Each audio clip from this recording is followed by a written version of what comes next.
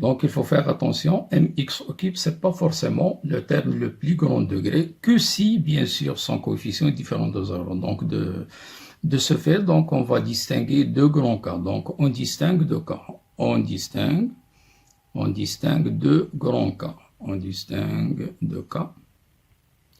Le premier grand cas, donc, premier cas, si, commençons par le cas facile, si m est égal à 0. Alors, dans ce cas, vous voyez que mx occupe n'est plus le terme le plus grand degré. Donc, dans ce cas, la fonction rationnelle devient fx égale x carré, bien sûr, m est égal à 0, moins 1 sur x carré moins x. Et dans ce cas, donc, la limite de fx, lorsque x tend vers plus ou moins l'infini, est égal le terme le plus grand degré, qui est bien sûr x carré, sur le terme le plus grand degré. En simplifiant par x carré est égal à 1. Et limite, bien sûr,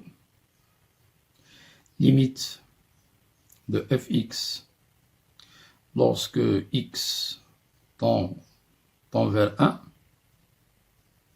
Donc, bien sûr, nous aurons une forme indéterminée de type 0 sur 0. Donc, en factorisant, donc, nous aurons limite de x moins 1 multiplié par x plus 1 sur x multiplié par x moins 1. En simplifiant par x moins 1, donc, nous trouvons facilement donc, la limite de x plus 1 sur x, autrement dit, est égal à 2 sur 1 est égal à 2. Il nous reste à calculer la limite de fx lorsque x tend vers, bien sûr, 0 plus. 0 plus est égal. Donc, nous aurons bien sûr moins 1 sur 0. Donc, cette écriture n'est pas valable. Donc, c'est pour cela on la met entre guillemets. Et c'est indispensable de connaître est-ce que le 0 est un 0 plus ou bien c'est un 0 moins. Donc, pour ce faire, bien sûr, donc, il suffit d'étudier le signe du trinôme x carré moins x. Donc, un petit tableau de signes. Donc, x carré moins x s'annule en 0 et 1. Signe de moins a à l'intérieur de racine, donc moins plus, x moins l'infini, plus l'infini. On se trouve à droite de 0, donc tout près, bien sûr, de 0, donc le signe moins, donc il s'agit d'un 0 moins. Un nombre négatif, c'est 0 moins, est égal plus l'infini. Par contre, la limite de fx, lorsque x tend vers 0 moins, on est à gauche de 0, donc ça nous donne moins 1 sur 0 plus, qui est égal à moins l'infini. Donc voilà donc, bien sûr, ce premier grand cas, si m est égal à 0. Si maintenant, si m est différent de 0. Si m est différent de 0, donc, limite fx lorsque x tend vers plus ou moins l'infini, égale la limite du terme le plus grand degré, qui est bien sûr, dans ce cas, c'est mx occupe, donc c'est la limite de mx occupe sur x carré. Toujours lorsque x tend vers plus ou moins l'infini. Comme remarque, donc, on a une notation, bien sûr, universelle en maths. Valeur absolue de x tend vers plus l'infini est équivalent, donc x tend vers plus l'infini ou x tend vers moins l'infini. Donc, on l'utilise souvent, mais la plupart des élèves ne connaissent pas cette notation. C'est pour cela, donc, j'ai utilisé cette notation, x tend vers plus ou moins l'infini. Donc, en simplifiant par x carré, bien sûr, donc est égal à la limite. Donc, la constante, on l'a fait sortir. D'après les propriétés de limite, c'est m limite de x lorsque x tend vers plus ou moins l'infini. Mais attention, la limite, bien sûr, dépend du signe du m. Donc, on va distinguer deux sous-cas. Si m est strictement positif. Alors, dans ce cas, la limite de fx lorsque x tend vers plus ou moins l'infini est égale à plus l'infini, est égal à plus l'infini, si m, bien sûr,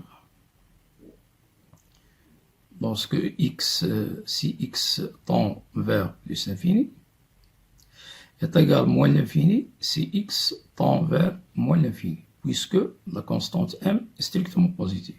Mais par contre, si m est strictement négative, la limite de fx, lorsque x tend vers plus ou moins l'infini, est égale à plus l'infini lorsque x tend vers moins l'infini, puisque moins l'infini multiplié par m avec m négatif, donc c'est plus l'infini, et moins l'infini, c'est x tend vers plus l'infini, puisqu'on a plus l'infini multiplié par m et m négatif.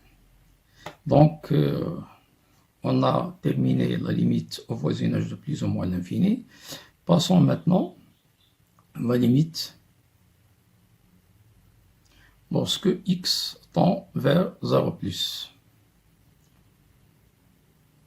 La limite de fx lorsque x tend vers 0+, si on remplace, donc nous trouvons moins 1, donc moins 1 sur, bien sûr, 0 moins, on l'a déjà vu, est égal à plus infini, et limite de fx lorsque x tend vers 0 moins est égal à moins 1 sur 0 plus est égal à moins l'infini. Il nous reste la limite de fx lorsque x tend vers 1. Donc si on remplace, donc on trouve m plus 1 moins m. m moins m est égal à 0 et 1 moins 1 est égal à 0. Donc dans le numérateur on trouve 0. La même chose dans le dénominateur 0. Donc 0 sur 0 est une forme indéterminée. Donc il faut s'en débarrasser bien sûr en utilisant les techniques habituelles. Autrement dit la factorisation. Puis la simplification. Or, le polynôme se trouvant dans le numérateur est un polynôme de degré 3, donc on ne peut pas bien sûr utiliser le discriminant delta, donc on est obligé de passer par les trois méthodes connues au tronc commun, soit la division euclidienne, soit la technique de Horner, soit l'égalité de deux polynômes. Donc, on va utiliser la plus simple et la plus rapide, bien sûr, qui est la méthode de Horner. Pour les élèves qui ne connaissent pas cette méthode, donc il vous suffit bien sûr de regarder mes vidéos pour les troncs communs internationaux dans la chaîne. Et bien sûr, vous allez comprendre, donc elle est très facile et très rapide. Donc, on va adopter cette technique, bien sûr, de Horner. Donc, limite de fx à quoi est égal. Donc, on va organiser, bien sûr, notre démonstration. On va poser px, c'est le polynôme mx au cube, plus x carré moins mx moins 1. Donc, 1 est une racine de p, de px, puisque on a remplacé, on a trouvé 0. Donc, il va exister un polynôme q de degré de p moins 1, autrement dit, vérifiant px égale x moins la racine multiplié par qx. Or, ce qx, il est de degré 2, donc, et qx va s'écrire bien sûr ax carré plus bx plus c. Donc, les coefficients ABC seront donnés par le tableau de Horner. Donc, tableau de Horner.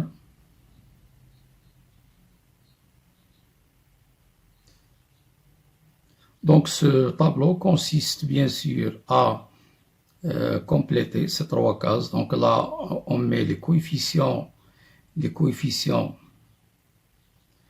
polynôme principal px. Là, on multiplie par la racine qu'on dispose. Donc la racine, c'est 1.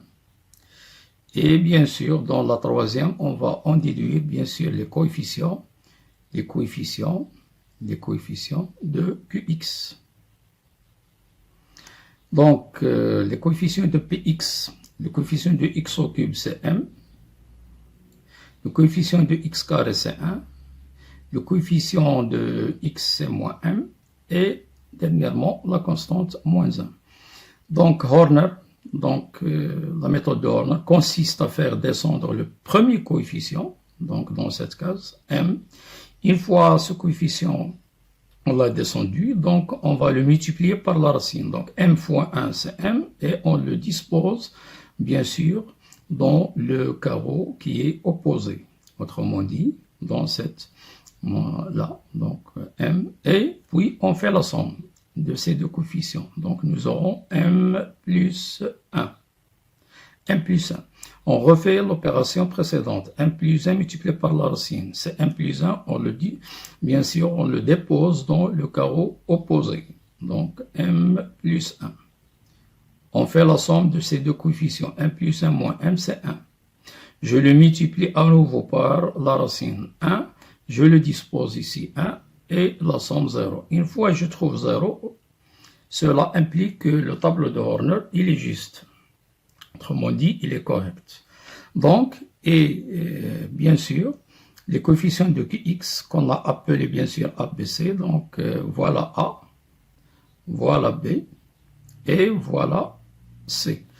Donc, notre polynôme Px se factorise. Donc, x moins 1 multiplié par ax carré, autrement dit mx carré, plus m plus 1,